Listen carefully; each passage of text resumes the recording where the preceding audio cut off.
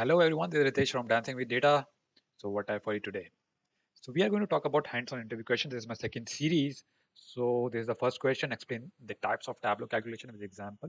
And the reason for starting this series is that I want to give you hands-on experience as well when you are trying to answer the question. So it's always good to not only read the theory part but also try to understand the concept with an example. So let's get started. And after Tableau project lifecycle, this is the second series. Both are running in parallel. So I hope both will be useful for you. You can also help me out by writing the interview question that you might have encountered and you would have thought that maybe you would have replied in a different way. So you're always welcome. So today we are going to talk about the types of calculation with hands-on example. We start with row level calculation. That is, row level calculation are calculated for each dataset row. Aggregate calculations, these are the level of detail of your visualization. Okay. Table calculations are calculated after the aggregation. Level of detail expression when aggregation has to be computed at a different level of detail than the this level of. When we say this level, for example, you see that order date and sum of sales, right? So that is at this level, you would say that the level of detail is at year level, right? So that's what they are talking about. But anyways, we are going to do hands-on example.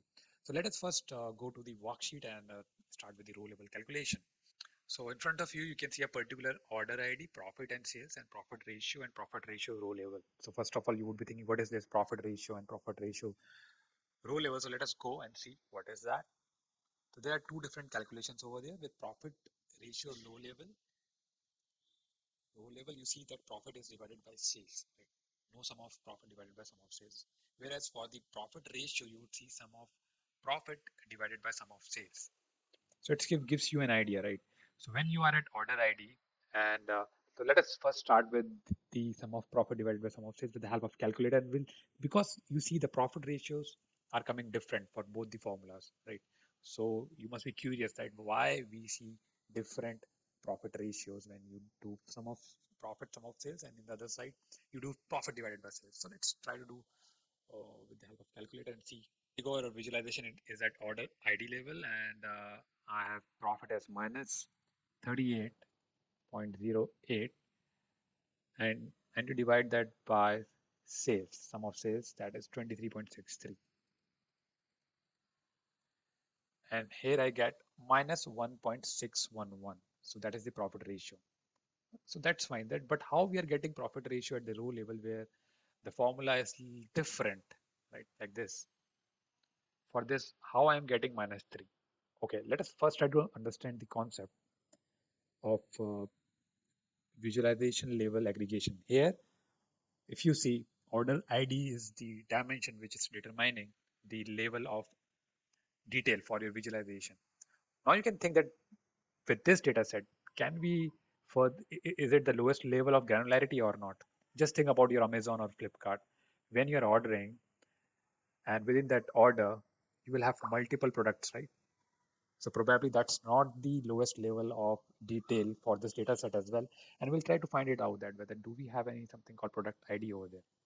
So we do have product ID. In the graphical representation, I can just show you that, for example, if the big rectangle is the odd one order ID, within that order ID, there will be multiple small rectangles over there, black color rectangles. And the summation of say profit or sales is giving you those values over there, that is 38 or 23. The other way to disaggregate the visualization is to just go to the analysis and just uncheck this tick mark, and you'll get an idea. This minus 8, minus 29, 16, and 6.97. These are the aggregation that you are getting as 38 and 23. So when you do the sum of sales, sum of profit divided by sum of sales, simply you are getting 1.61. So that's fine. But when it comes to the profit ratio at row level, it will go to each and every row. And in our case, we are going down to product ID level, right? So when I disaggregate it from there or from here also, if I just put product ID over there, so you get an idea that you're getting the same values. So that is the lowest level of granularity for our data set. So if you remember, we were getting 3 and you were wondering that how we are getting 3 over there, minus 3. We know how we get minus 1.61. So with row level, it will go to each and every row. So if you see minus 1.77, that is 29 divided by 16, 1.77, and minus 8.6 divided by 6.97, that is 1 minus 1.24. Now if you do aggregation, now after the row level calculation, it will get you, because 1.77 and 1.24, it will be 3 over there. So that's the difference. When you say row level calculation, it will act on each and every row over there. Okay, fair enough. We are going to talk about the table calculation route. Table calculations are calculated after the aggregation. For example, running sum. You have sum of sales. You want running sum across the years. Let's go to the worksheet so that we can understand in a better. So for example, in this case, you have just simple sum of sales across the years, right? 2018, 19, and 20 and 21. So this is an aggregate level, right? This one. This will act according to the dimension that you have dragged in top to column. In this case, it's year. So according to the year, I can see the aggregation over there for the year 2018, that much of sales, and so on. Okay. So your table calculation will act upon these aggregation. It's an internally provided utility for you. Your table calculation, okay, running total, fair enough, it will go. And you have different options over there. You can have percent difference with respect to the previous year. So it's like minus 20% with respect to the previous year, minus 21%, and here you have minus 15% with respect to the previous year, because table calculation will act upon the aggregation and you have multiple options over there. Variant total, difference, percent of total, rank, and so on.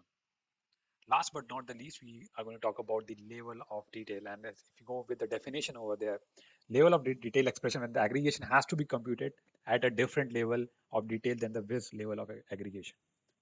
So if I talk about the width level of aggregation, for example, this one, if I just do it from the scratch. So again, there's a width level of aggregation is at year level, right? But what I want is I want percent of total. That means this divided by the sum of these four figures over there, and that will give me percent of total, right? So I want to do a calculation which is different from my width level of detail. So in such cases, you can make use of LOD function. Okay, how? I can go over there. I can say divided by, I can say fixed. So when you are not fixing it against any dimension, that means you are going table across. You are not fixing your calculation or your measure against any dimension. So it will go from left to right in this case. That is across all the years. So I say sum of sales. Okay, fair enough. It will throw some error over there because I need to ensure that both numerator and denominator both should be of type aggregation.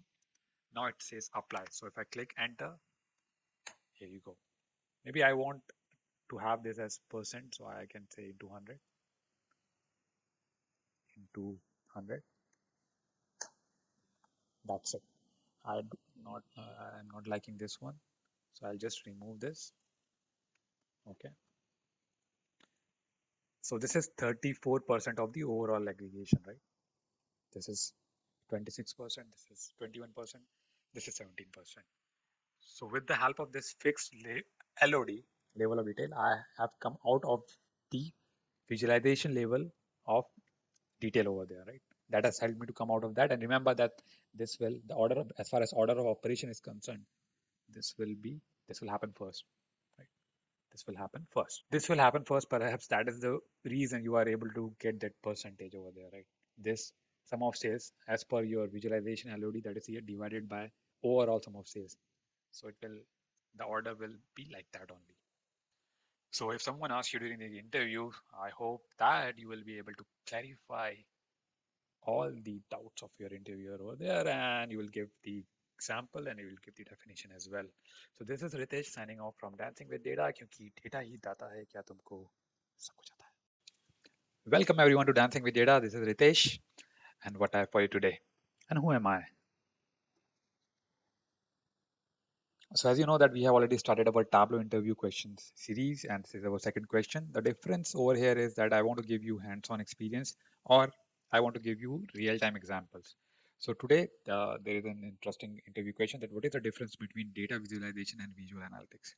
This is a tricky question, and believe me, I have uploaded a lot of videos at my YouTube channel, and there were only two videos that I think that those videos will really help you to understand the difference between data visualization and visual analytics. Those two unique videos, right? So let's go to those videos now. But before that, what is the technical definition of say data visualization or say visual analytics? So let's go to data visualization. This is the wiki page definition, which says that simple data visualization, often called as data viz, right, is an interdisciplinary field that deals with the graphic representation of data. Simple graphic representation of data, if you just want to say that in one line. It is particularly efficient way of communicating when the data is numerous, as for example a time series. So that is the basic definition of data visualization. But what about visual analytics, right? If this is data visualization, what is visual analytics? And if you see over there, I'm saying this is more about what, and visual analytics will go one step ahead and it will say what and why as well. So visual analytics too works towards representing data in an easily understandable format, but combines automated analysis techniques with interactive visualization. So with that interactive component, you will be able not only to solve what, but why as well. But how? Let me give you the example of those two videos that I was talking about. So let's talk about the first video first, right? So if you can see, I have always got the tendency to go and check my backend analytics of my videos, right? This is a simple one where it shows from the day of the upload till today how many views I've got, right? And if I talk about my most of my videos, like those videos will be like this only. But there is an interesting twist over there. You can see there is a spike over there. Now that grabbed my attention, and I was like, why? What happened over there, right? Right. I know what is happening. If I just talk about data visualization, I know that something happened over there that helped me to get more views. And that is around October 2nd. That is Gandhi Jayanti. So why this Gandhi Jayanti is so special for me? So let's try to find it out together with visual analytics now. So we have got the question what, but still we have to find why. So we are moving from data visualization to visual analytics now. So where I want to focus, I want to focus at this place. So let us try to do the visual interactive analysis now. So I will first come out of this and I'll go to the advanced mode. And I know that this is around October 12th. So that's fine. So I have to go to the advanced mode. So I've reached the advanced mode. Fair enough. I have selected the month October. I can see. So there is a hike around October 1st and 2nd that we observed earlier as well. So we'll have to do something new. So this is the visual interaction over there. So I want to know the traffic source, what all traffic sources I have. So you can see traffic sources can be YouTube search. It can be, I'll talk more about external because if you see the hike is more or less because of the external, right? There's green line. So you can see green denotes external. So it can be YouTube search, external, direct or unknown. Sometimes someone can click directly. Browse feature, someone can come to your channel and browse your videos. Suggested videos you would have seen, playlists you would have seen at the end, channel pages you would have seen. So there can be different traffic resources, but it captured my eye, right? This green one, and I understand that okay, there is something with respect to external. That means because of the external factor, I got more views, and that helped me to boost my views over there, right? So now what I'll do is I'll click on external and here you go. So when I clicked on external, again, that external is divided into means it can be a website, it can be Google search, it can be YouTube search and all. So this captured my eyes. This is a college website and this, right? When I tried to find out, let me show you the college website as well. I could see that this is a college from Canada, right? That is the interesting part. And in other words, my video may be somewhere there, somewhere over there, maybe somewhere I don't know about the same. And I tried to contact the college as well, and I didn't get the right answer. That where is that video?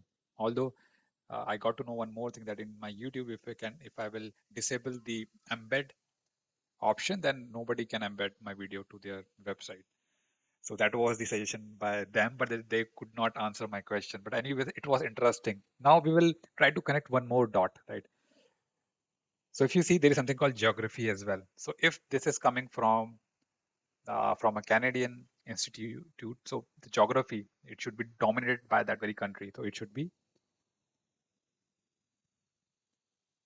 it is Canada. So if you see, if I just hover over there, it shows me the views, the more views, Canada, right? So it I could see that from where it is coming, from which country, why this country, that website belongs to that country, and because of, and why it got embedded in their website somewhere. It's there videos, and I hope that it has helped you to understand the difference between visual analytics and data visualization. So this is Ritesh signing off from Dancing with Data क्योंकि data ही दाता है क्या तुमको सब कुछ आता है. Bye bye everyone. Hello everyone, this is Ritesh from Dancing with Data. So how are you all and what I have for you today? Okay, let's move on with our series. Tableau interview question number 3. What is a context filter? Again, one of the most common questions that will come across. And before I move further, let me share one thing with you that I have prepared my own customized Tableau advanced course. Please go to this particular site, which will be at the YouTube description, and let me know about the course. So I've tried to get the most relevant topics and the advanced topics to this course. So I'm looking forward to that. Looking forward to your feedback actually. And after that, let's move back to the question for today, right? So I talk about the context filter. Okay. So let's go to the basic definition, the formal definition. By default, all filters that you set in Tableau are computed independently. You can think of a context filter as being an independent filter, which is like a king at worksheet level, right? Any other filter that you set are defined as dependent filter because they process only the data that passes through the context filter. So remember, at the sheet level, context filter is the king of the filters in terms of the priority or the order of operation. Remember, at sheet level. Otherwise, the actual order is extract, then data source, then context. But at sheet, it's context. Okay. So today I have a special data set for you. So with the help of a cricket data set, we'll try to understand and I'll show you a live. That's why I have this very particular table lamp over there. So I'll show you what we can do with this, with it, and how I can increase the brightness of the bulb inside your mind. Okay, so I talked about the order of operation. So you can see the extract, data source, context, then set and top. And remember that set and top, and these are all there between context and dimension.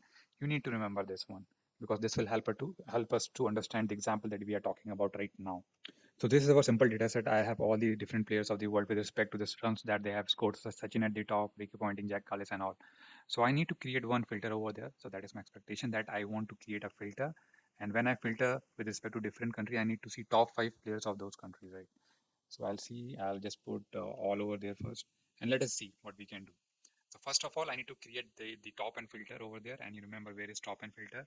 That is above dimension but below context. Remember that. So I create a set at players, set at player, and I say set, and I go to top, and I say top, and I say top 5 players or top 5 with respect to runs, and I say okay. I put this to color, and boom, I can get. So I'm getting this that I've got top 5 players of the world over there. But my expectation is that once I select India, I should see top 5 players from India because there are a lot of players from India as well, right? So I'll do like this, and I say India. Oh no, I see only Sachin and Rahul at top 5. That was not my expectation. So understand what is happening right now. So I'll just enlarge the size of my screen over there.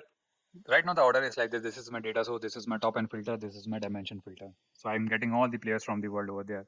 Now I'm getting the top 5 players of the world like Sachin, Ricky Ponting, Jack Kallis, Rahul Dravid and all. And after that, suppose that this is for India. So I get all the players from India. From India, I'll get Sachin and Rahul Dravid. You can see number 1 and number 4 over there. So I'm getting it over there. Australia will be there. There is one player from Australia. So right now, if I just go and pick India over there, so I'll get 2 players only because the order is like this: data source, then top and then dimension. So how can I juggle it so that I get the top 5 filters over there? So just think, if instead of this, if it would happen like this, I get from the data source, first of all, I get all the players from India. All the players from India, there are 12 players from India. And after that, from those 12 players, get me the 5 players over there. So I can change the order over there by setting this to context, and that boom, you get it like this. Right? So now this has become that context filter, which was at the dimension. I've converted the same filter to context filter.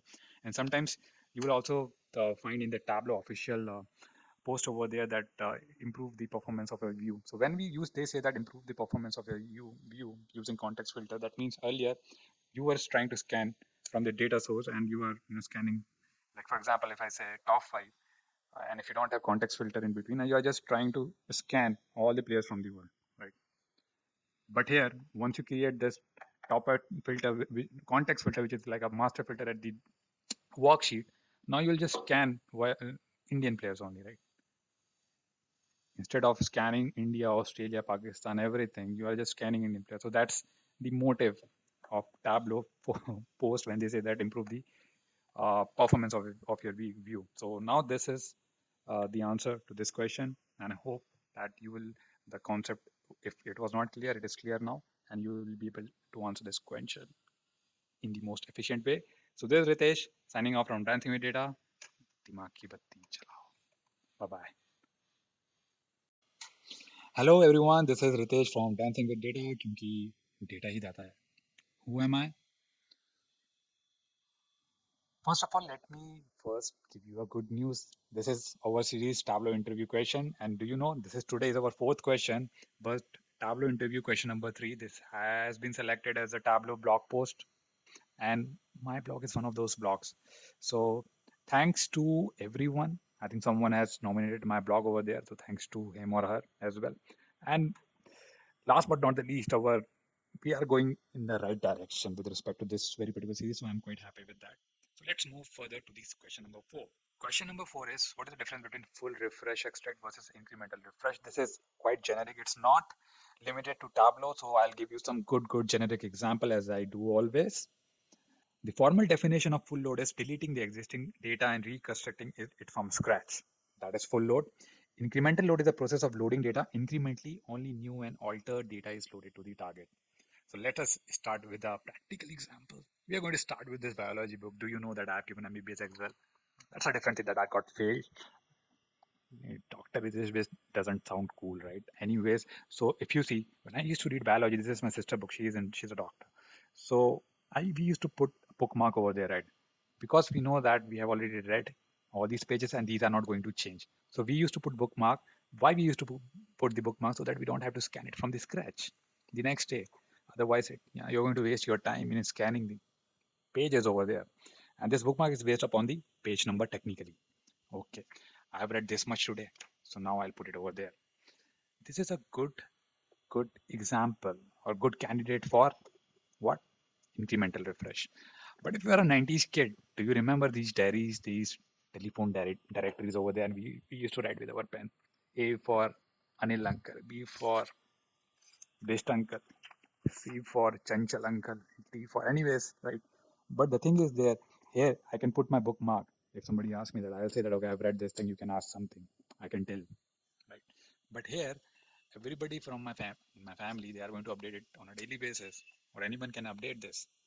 If somebody asks me that, are you sure that everyone from the alphabet A, then I have to go and check from A. If somebody asks me B, then I have to go because that is not static. It is bound to get changed, right? So this is a good example of full refresh. I can have full refresh. I'll have to scan my pages right from the beginning every time because someone is going to change it on a daily basis. Right? So that's a practical example, but we are going to connect to Tableau and see with the cricket data as well. So this is a simple case where you see the test cap. Test cap means who was the first player who played for India. It and he was none other than Mr. Amar Singh. I have heard that he was a fast bowler, quite fast. And the latest one, it shows Akshar Patel. But you know that we had Shreyas Iyer who debuted recently only. So that is not updated. So we will update that. But if you see, these numbers are quite static. If Shubham Gill is 297th player over there, he is there. This is not going to change. Again, Akshar Patel is 302. This is not going to change. Rishabh Pant is not going to change. Good candidate for incremental refresh. So I will set incremental refresh at this very particular column that is called as cap. Okay. At the same time, you have other columns as well where you see the runs being scored by the players, right? Their debut, their last match, and all. But these are not static. This will change when they will play their next match. They will add a few more runs over there. But I have two types of views over there. For one type of view, this will work. So I'm going to show you the view that I'm talking about. So this is our data source. I've connected this data source to Tableau and you can see it's simple. So I said we have two different types of views. In one, we have just the serial number of the test cap and the names. And other, we have test cap with along with the runs as well, right? Now for this one, I say that Shreyas Iyer has done debuted for India. So let us try to add that person. But before we add that, we have not set the incremental refresher. First, let us do that. So I go to data source. I go to extract. Seems like it is there, but you know how to do that. You go to there, incremental refresh. I'll select the table to refresh that is click data and identify new column using CAP cap. So I'm set, all set. That's great. I go back, and now we have 302 players for India. And now we'll add Shreyas Iyer over there. Okay, we have added. We'll just save it. And remember, we have set cap as the incremental refresh column over there. I go over there, extract, refresh incremental, not full incremental. So when we do that, boom, we see Shreyas Iyer over there as well. But the twist in the story is the 304th player is none other than Ritesh. This is my debut match now, along with CS Iyer. I scored 100 runs, and he again scored 100 runs as well. So right now, uh, you see, I have another view over there which is having runs as well. So now I will debut, right? 304th player. So let us see what will happen. Here you go. Here is Ritesh, 304th player for India. I scored 100 run over there, and I save it. I can go back and I say, okay, I am the Sada Hak Eterak. Come here. Ritesh based 304. I scored 100 run as well, as you can see over there. Right. And Shreyas also scored in that match. Say he also scored 100. So for him, it will be like equal to 170 plus 100. So we both scored 100, right? This was second match for Shreyas and first match for me. That's great. We had a good time over there. And again, go back there. And again, I'll refresh once more because we have made some changes over there. I say refresh incremental. So that will do nothing because Ritesh is already there. And if I go over there, I will see that, okay, I got my 100 done over there. I refresh it again. But now for Shreyas, it's like 170 only. But it should have been 270 because he also scored. Because we are doing incremental refresh on this very particular field. So that won't work for the other situation where you don't have static data but dynamic one. These are all dynamic. And for this view, you need to have those runs as well. So incremental will not work. This is like this very particular directory where you'll have to go back and update it. So what I'll do, I'll go over there and I say now this is not a good candidate for incremental. I have to refresh it in a full mode.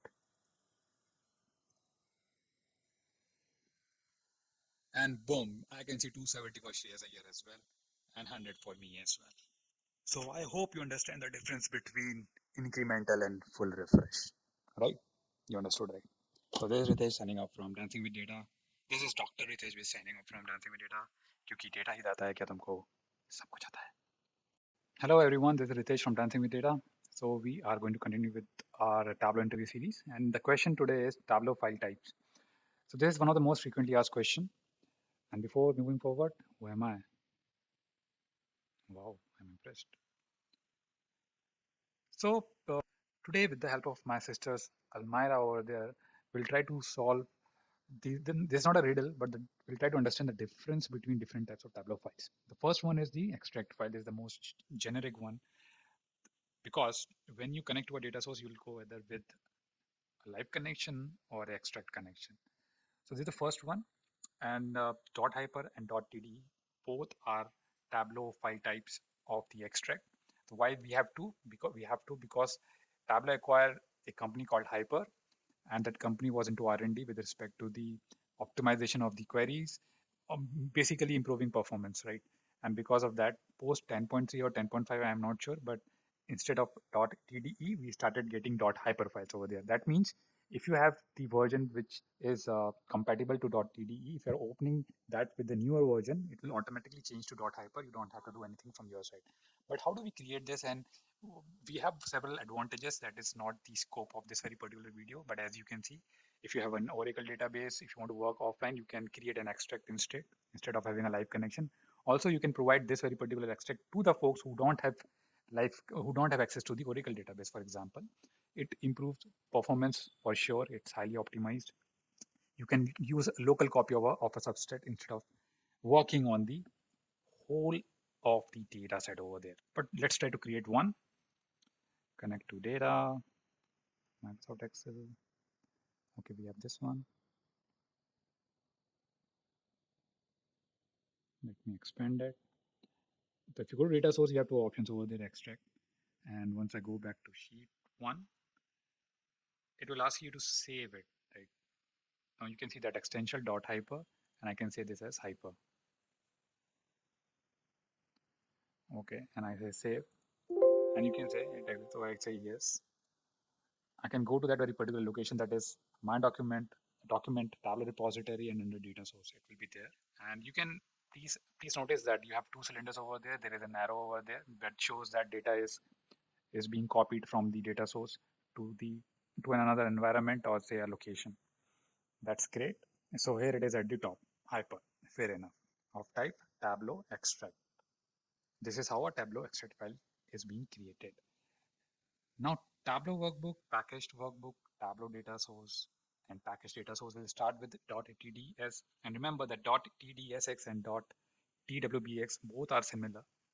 So I'll leave the demo for this one to you only. But before that, what is this Almira story? So if you can see, there is an Almira behind me. Let us first read the definition, and we'll try to compare and relate that to this situation. That .tds data source files are shortcuts for quickly connecting to the original data. So I know my original data, and this key was with my sister. So I have the information at B. Point number B, information necessary to connect to the data. So I do have information because I know it's Almira is there, but I don't have the access to data. The access is with my sister. So every time I used to go to my sister and say, please give me the key and open the Almira over there. It has also got the information about modifications such as changing default properties, creating aggregate, field adding groups, and so on. But you can see the problem that I always depend upon my sister to get my couple of books over there. So there were only 2 books over there as usual. And if she's not around, and I don't have this key, right? And she's not around, that I'm not even able to read those 2 books. And because of that, I used to get very less marks. And I used to blame my sister for that. Then I thought that it's not happening for me now, and I need to do something. Then I thought to follow the TDSX approach instead, which says that TDSX file extension, that's fine, zip file that will contain TDS, means the information is there, but along with that information, it has got the local file in the form of a zip file over there, such as extract file, text file, etc. Now, using this format to create a single file, then you can share with others. That's what I wanted. I wanted to share. I want to share that very particular book with others as well, and with me as well. So now if I follow this approach, then I can share with others who may not have access to the original data. For example, I don't have access to the original data on my computer. So what I did, I got a copy of that data, and I just put that in my zip file over there, and now I can carry this zip file with me everywhere, anytime I can work on my data set.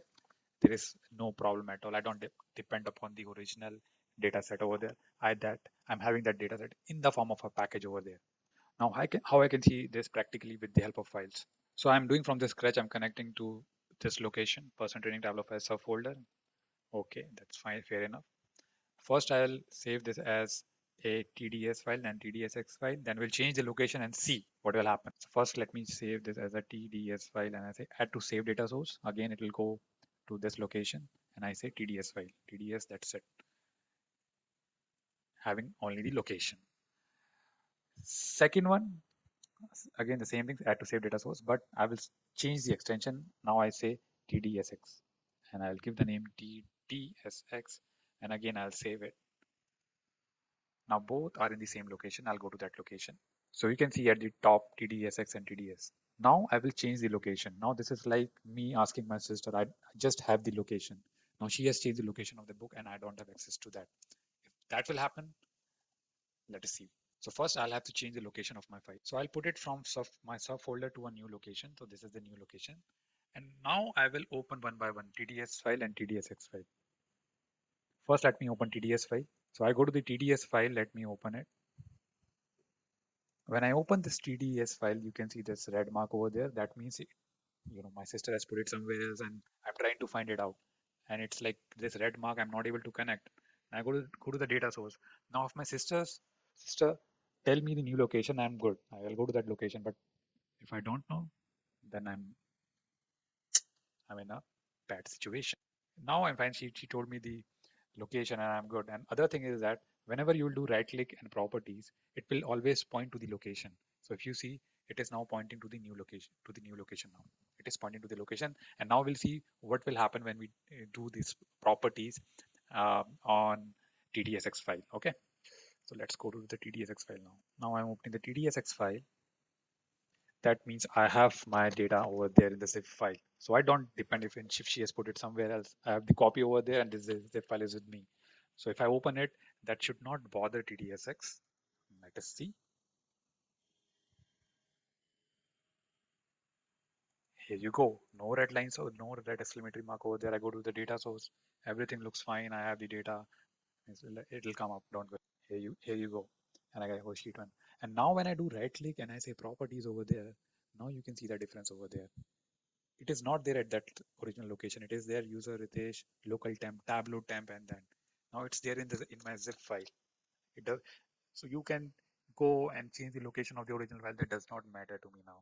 I have the file with me.